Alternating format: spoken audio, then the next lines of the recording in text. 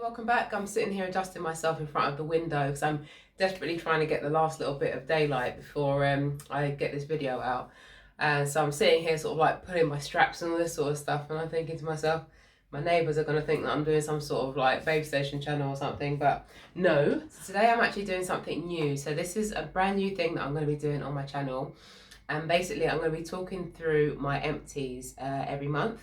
So this month I focused on body care and specifically active ingredients in body care because this is something that I'm really interested in, and I'm seeing quite a lot of movement around it in the industry, but probably not quite enough actually. So I picked up a few products just to see how these active ingredients behave when they're in a product that you use on your body, because obviously the skin on your face and the skin on your body is quite different. It's got different needs, so it's really interesting to see that these active ingredients that we're used to seeing in our facial products are now making their way into the body products.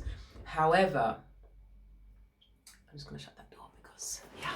However, being the little mole that I am, I want to really sort of like look into whether these ingredients are just being plastered onto the bottles, dropped into the products at like really low concentrations, and whether they're actually effective in the same way that they would be on the facial skin. So just to get me started, I picked up a few products just from the high street, nothing fancy, but they've got some of the key active ingredients that we like to see in our facial skin products. So I've been using all these products for at least a month, and I found some really good results with them so far. I won't lie, I haven't been using them every single day, but I've been incorporating these into my routine, and I've seen some really good results actually. So yeah, I'm really keen to look into this a little bit more. I've got the Nivea Q10 firming body lotion with vitamin C. If you've watched any of my videos, vitamin C is a #1 ingredient to have in your skincare regime. Vitamin C is really good for boosting collagen, which is probably where the claims of being able to firm the skin come from. And it's also got CoQ10 in there as well, which is a really anti-aging antioxidant. This one is formulated for dry skin. I don't actually have dry skin, but I tend to go for products that are made for dry skin because I like my skin to be really moist. I know everyone hates that word, so I like my skin to be really hydrated.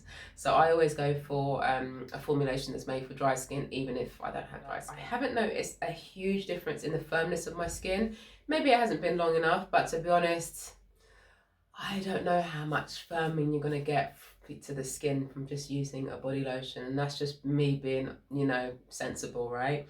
But what I will say is that I definitely noticed that it does make your skin glow. So when I apply this, and it's the same sort of effect that you get with vitamin C serums. If you've ever used a vitamin C serum, you'll know that it actually, you know, it's one of those ingredients that does not take long to start to work. Within a week, within a few days of using a vitamin C product on your facial skin, you will see a difference.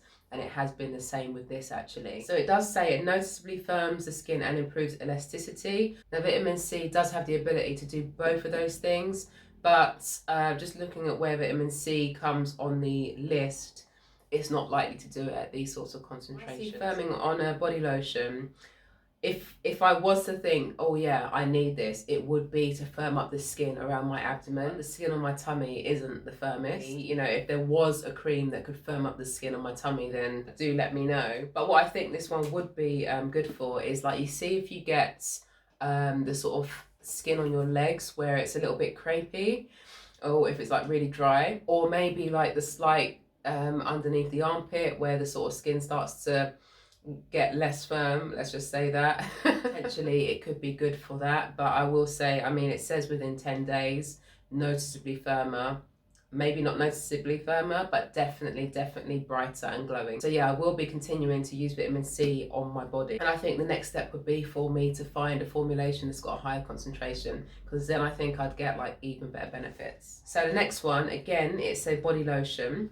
And similarly to my facial skincare routine, I actually alternate these products. So this one has got retinol in it, and it's also got alpha-arbutin. I was really excited to try this one because if you don't know already, arbutin is touted as the natural form of hydroquinone, which is a natural skin bleaching agent. I suffer with hyperpigmentation, which covers a large area of my body. Especially when you've got a darker skin tone, that can be something that you're prone to. So even if you don't have like a skin condition that's left you with like hyperpigmentation on the body, even just for like dark elbows, dark knees, the bikini area, that something like this would be really good if the concentration was high enough. Now, This claims to have alpha-arbutin in it, but when I've actually looked at the back of it, I don't see any alpha-arbutin. I'm just double checking again because, you know, sometimes you can read things so many times. Like literally, when I put posts out, I will write them out and I'll read them about 3 times before I post it.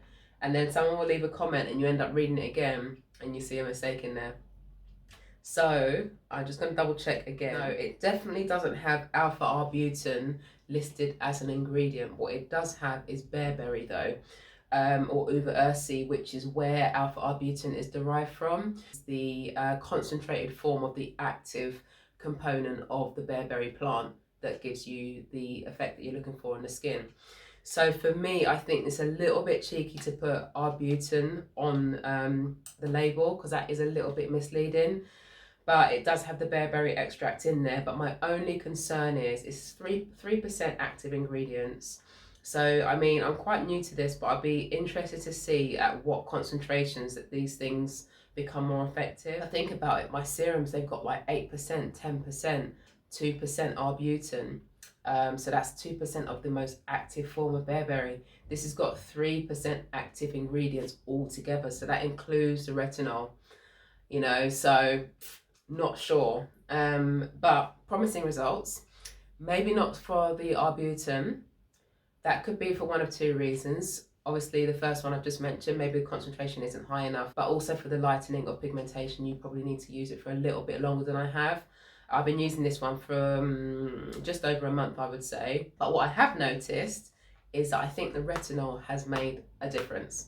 So, you know, on your legs where you get that sort of like, they call it like the chicken skin, but the sort of hair follicles can become like raised and like a little bit rough. I've noticed within a week of using this, I noticed a definite improvement, and that was my marker. That's what I was actually looking at to see if this product was effective. And when I first started using the product, actually I thought to myself, it makes your skin feel quite dry. But me, being an esthetician, why is that even surprising? Everyone knows that retinol can potentially dry your skin when you first start using it. So that's what I found was happening with this. And as I said, once you alternate it with something else, actually I find that it's a really good combination. Those little bumps on my legs have definitely improved. I don't get the little bumps on the back of my arms, but I know a lot of people do. And I think that this would be a really good product for that. Next up, I've got the Nip and Fab hand cream. This is actually really, really nice. I tend to use this at night time just so that it has a good chance. I don't know about you, but like, I do not spend a lot of money on hand creams because, especially at the moment, you're literally washing your hands at least twice an hour, right? So I just don't see the point in using really expensive hand creams. I don't want to be put off by, you know, I don't want to be using my hand cream sparingly. It is definitely one of those things where more is more. So I will just go with like a normal Vaseline hand cream, like a intensive care hand cream, Neutrogena or something like that. But definitely like Jo Malone, anything like that. If I get it for Christmas, then absolutely. But no, that's not something that I would spend my money on. However, the Nip and Fab exfoliating hand cream, I apply this one overnight. And because of all the hand washing that I'm doing, and to be honest, I generally have like slightly wrinklier hands anyway. I don't know where I get that from, but just, yeah, my hands are just, yeah, I just got slightly wrinkly hands. Yeah, so I apply this one overnight and I just find that it really smooths and softens my hand, nails, acetone, all that sort of stuff that really sort of dries the skin out. So it is quite important for me to take care of, like, you know, the skin on my hands, otherwise they can potentially get very, very dry. So using the glycolic hand cream overnight, I definitely noticed within a couple of uses. I would say that not even after a month of using, not even after a week of using this, I noticed that the skin on my hands was looking really, really smooth. And another tip that I've been using, obviously I'm partnered with Murad, so I've got access to like loads of products, and some of them just aren't suitable for my skin, specifically like the sort of ones for more mature skin. So I tend to use the Revitalixis serum on the back of my hands. I find that really smooths, plumps up the skin, hydrates the skin, and just makes them look really, really nice. Now that's something I probably wouldn't do that all year round, because I'm not going to lie, that serum is hella expensive. But again, I don't think you would need to necessarily use such an expensive product, but just using a serum, which is like a concentrated hydration formula, as well as your hand cream, definitely would make a difference. Especially now that we're in the winter and we're the hands just tend to get a little bit neglected anyway. And lastly, I've got the CeraVe Foot Renewing Cream. Now, I tend to have quite dry skin on my feet. Funnily enough, the skin on my body is not dry whatsoever, but my feet are always dry. And I think that's potentially because my circulation isn't the greatest. So I tend to have quite cold hands, quite cold feet. The plus side is that my shoes never smell because my feet just don't get sweaty. It's no moisture glands, they've got no oil glands, they've got no sweat glands. So yeah, that's the silver lining when it comes to having dry ass feet. So I was really excited to use this renewing foot cream with salicylic acid because CeraVe, I know it has got like really good products for dry skin. CeraVe, I think hydration, glycerin, urea, you know, like really sort of hydrating ingredients. So this little gem here has been an absolute game changer actually. Now, usually when I use like a thick butter for my feet, yes, you get like, you know, that sort of soft feeling immediately, but by the morning I tend to find that it just hasn't really, you know, done much, or as soon as you stop using it, you stop getting the benefits. Whereas with this one, it's got those really hydrating ingredients in it. So glycerin is ingredient number 2, right? So very hydrating. That's the texture. It's quite thick. It's like a buttery, it's more of a buttery sort of cream than a lotion. Once it's absorbed, and the feet are just more and the feet are just hydrated. They're not sort of like, you're not sliding around on the floor or anything. So I put that one on before I go to bed, but where it's got the salicylic acid in it, not only does it give you the hydration, it also over time will exfoliate the feet gently as well. So what I will say with this one is if you've got any sort of like cracked heels or anything like that, then this is a really good one to be using on a daily basis. I love to alternate products, and this one I actually alternate with my glycolic fix hand cream as well to really sort of hydrate my hands. And to be honest, I'm a girl that lifts. I get calluses on my hands. I'm actually quite proud of them.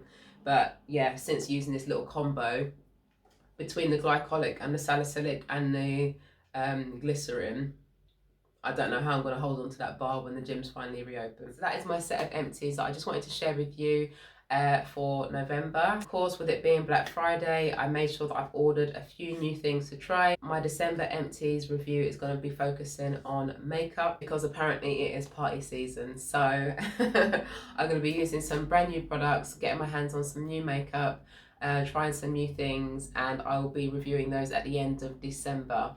So look forward to that one. Don't forget to like and subscribe, and until next time, I'll see you next time.